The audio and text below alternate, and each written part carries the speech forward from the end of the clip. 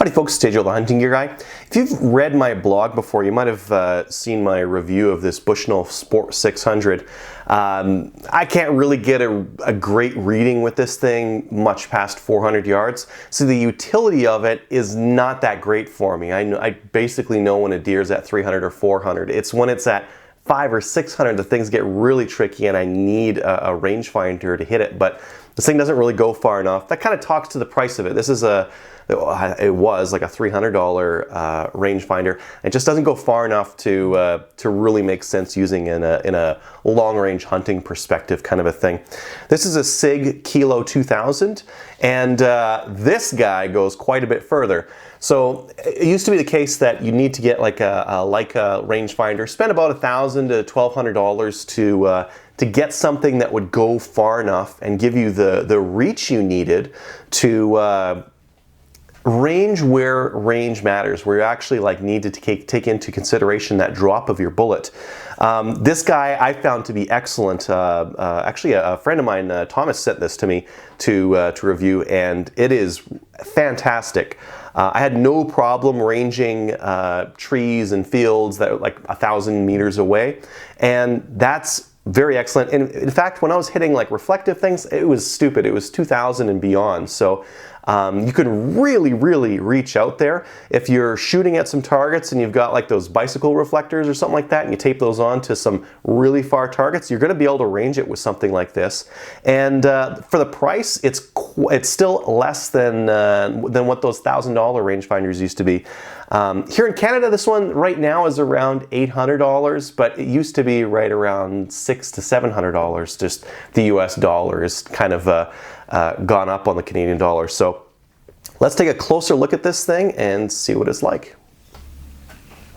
Now, getting in closer on this rangefinder, we can see a couple of different features. One, it's got like this nice rubber grippy bits on the bottom and on the top here. Along the top, we've got that range button. That's where we'll typically rest our middle fingers rather. Then we've got this mode button that's on the left-hand side. And if you need to, you can very readily hit that with your thumb. And then along the top here, we've got our fine focus adjustment if you need to adjust for your eye, for example. So that is readily accessible. So with one hand, you can very easily hit all of these controls without having to shift around or anything like that. And I found the mode one, which is the one you're going to be using the most, very easy to grab onto. Towards the back here, we've got this nice rubber eyepiece here, and then we've got our battery compartment here as well. To open that, we're just going to slide open that little guy there, and then open it up, and that's where we've got these CR2. This is a very standard battery for cameras and that kind of thing, and they're starting to be used in flashlights as well. So these are fairly easy to get a hold of.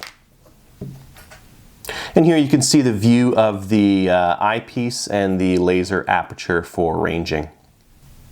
So again, that was the Sig Kilo 2K. Again, a really cool rangefinder and a really cool new range of rangefinders.